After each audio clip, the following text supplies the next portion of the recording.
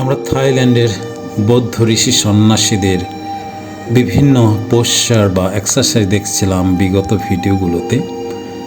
থাইল্যান্ডের এই প্রাচীন শারীরিক আধ্যাত্মিক ব্যায়াম পদ্ধতি রুসেই দাত্থন থাই হার্মিট এক্সারসাইজ, এই ব্যায়ামগুলো মূলত বৌদ্ধ ও যৌগিক প্রভাবিত একটি হিলিং সিস্টেম, যা শরীরের ফ্লেক্সিবিলিটি, এনার্জি ফ্লো এবং মেন্টাল কামনেস বাড়াতে সাহায্য করে। থাইল্যান্ডের অনেক মন্দিরে আজও এই ধরনের হ্যারমিট ঋষি বা সন্ন্যাসী মূর্তি দেখা যায়, যা আমাদের শেখায় শরীর ও মনের মধ্যে ভারসাম্য আনা কতটা গুরুত্বপূর্ণ। আজ এই ভিডিওতে আমরা 3টি ভিন্ন হ্যারমিটেড পোজ বিশ্লেষণ করব, যেখানে শরীরচর্চা, শ্বাস প্রশ্বাস এবং মেডিটেশনের গভীর অর্থ বোঝা যাবে। যে পোস্টারটি এখন দেখছি সেটি হচ্ছে সিটেড স্প্লিট হার্মিট পোজ। এখানে দেখছি একজন হ্যারমিট বা ঋষি মাটির উপর বসে আছেন, তার দুই পা সম্পূর্ণভাবে প্রসারিত অবস্থায়, একটি সামনে এবং অন্যটি পিছনের দিকে। এই অবস্থাতে একটি অ্যাডভান্স ফ্লেক্সিবিলিটি পোশ্চার, যা হিপ জয়েন্ট, হ্যামস্ট্রিং এবং লোয়ার ব্যাকের ওপর গভীর প্রভাব ফেলে। এই পোজের মূল উদ্দেশ্য হল শরীরের নিচের অংশকে খুলে দেওয়া, যাতে এনার্জি ব্লক দূর হয় এবং রক্ত সঞ্চালন বৃদ্ধি পায়। ঋষি সন্ন্যাসী ধ্যানীর হাত দুটি মাটিতে রাখা, যা শরীরকে ব্যালেন্স এবং গ্রাউন্ডিং দেয়। এটি ইয়োগার আর্থ কানেকশন, অর্থাৎ ধরিত্রী মাতার সঙ্গে সংযুক্ত থাকার সেই ধারণার মতো। শরীরকে অবশ্যই প্রকৃতির সাথে যুক্ত করতে হয়, রাখতে হয়। এই পোজগুলোর নিশ্চয়ই কিছু মেন্টাল ইফেক্ট আছে, মানসিক ফলাফল আছে। মানসিক স্থিরতা বাড়াচ্ছে এই পোজ, কারণ শরীর যখন স্ট্রেসড অবস্থায় থাকে তখন শ্বাস প্রশ্বাস ধীর হয় এবং মন শান্ত হয়ে আসে।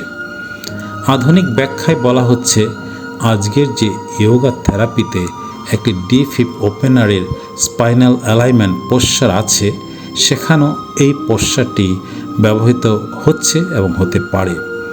এই পোজ বা আসন আমাদের শেখায়, জীবনে ভারসাম্য রাখতে হলে শরীরের পাশাপাশি মানসিক ফ্লেক্সিবিলিটিও কত জরুরি। এরপরের যে আসন বা পোশ্চারটি দেখছি সেটি হচ্ছে ক্রস লেগড মেডিটেশন হার্মিট। একজন হ্যারমিট ক্রস লেগড অবস্থায় বসে আছেন, তার এক হাত গালে স্পর্শ করছে, অন্য হাত শরীরের সামনে অবস্থান করছে। এই আসনটি মূলত মেডিটেশন অ্যান্ড কন্টেমপ্লেশন পোশ্চার, অর্থাৎ ধ্যান ও সমাধি আসন। সমাধি হচ্ছে ধ্যানেরও আরও অনেক ঊর্ধ্বে গিয়ে সমস্ত কিছু ভুলে শুধু স্রষ্টা এবং সৃষ্টির সঙ্গে একটি সেই মিলন অবস্থায় উপনীত হওয়া। এখানে শরীর স্থির, কিন্তু মন গভীর চিন্তায় নিমগ্ন। এই ধরনের পোশ্চার থাই ট্র্যাডিশনাল মেডিটেশনে এনার্জি ব্যালেন্সিং পোজ হিসেবে পরিচিত। তাহলে হ্যারমিটের মাথার উপর অংশে একটি বিশেষ আকৃতি আছে, যা প্রতীকীভাবে বলে স্পিরিচুয়াল অ্যাওয়েকেনিং বা হায়ার কনসিয়াসনেস। এবং এখানে ব্রিথিং টেকনিক কানেকশনও আছে। এই অবস্থায় ধীর শ্বাস প্রশ্বাস, ডিপ ইনহেলেশন অ্যান্ড স্লো এক্সহেলেশন শরীরের প্যারাসিম্প্যাথেটিক নার্ভাস সিস্টেমকে সক্রিয় করে তোলে, যা অবশ্যই আমাদের স্ট্রেসকে কমিয়ে দেয়। এর স্পিরিচুয়াল বা আধ্যাত্মিক অর্থ কী? হাত দিয়ে মুখ স্পর্শ করা মানে হলো সেলফ রিফ্লেকশন, নিজেকে প্রশ্ন করা। ওই গানের মতো নিজেকে প্রশ্ন করি, আমি কে, আমি কোথা থেকে এলাম, আমার জীবনের উদ্দেশ্য কী, আমার জীবনে পরিণতি কী। নিশ্চয়ই এই পোজ আমাদের শেখায় শারীরিক শান্তি ছাড়া মানসিক শান্তি অর্জন করা অসম্ভব। এরপরের যে পোশ্চারটি সেটি হচ্ছে সিটেড থিঙ্কিং হার্মিট পোজ।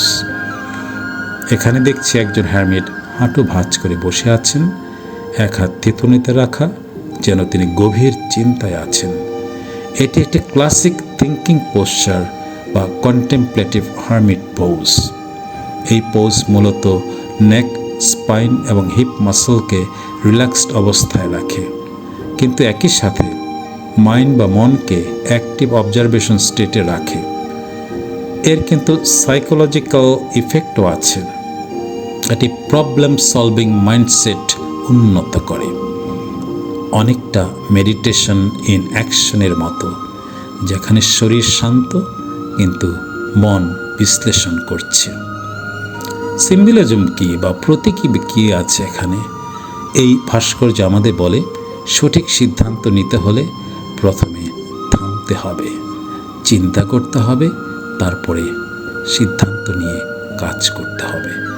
এটি মডার্ন মাইন্ডফুল প্র্যাকটিসের সাথে অনেকটাই মিল। এই 3টি থাই হার্মিট এক্সারসাইজ শুধু শারীরিক ব্যায়াম নয়, বরং এগুলো একটি পূর্ণাঙ্গ জীবন দর্শনের অংশ। এই পোশ্চারগুলো, ভাস্কর্যগুলো আমাদেরকে শেখায় শরীরকে ফ্লেক্সিবল রাখতে, মনকে শান্ত রাখতে এবং জীবনে অবশ্যই ভারসাম্য তৈরি করতে। রোসে দাথন আজ থাইল্যান্ডের ঐতিহ্য হিসেবে বেঁচে আছে, টিকে আছে, চলমান আছে এবং আধুনিক ইয়োগা ও সাইকোথেরাপিতেও এর ব্যবহার আছে এবং ভীষণ প্রভাব দেখা যায়। সবাই আমরা এই ব্যায়ামগুলোর কিছুটা হলেও চর্চা করি, সুস্থ থাকি।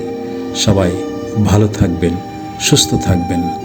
লাইক, কমেন্ট, শেয়ার দিতে ভুলবেন না যদি অন্য কেউ উপকৃত হয়। ধন্যবাদ।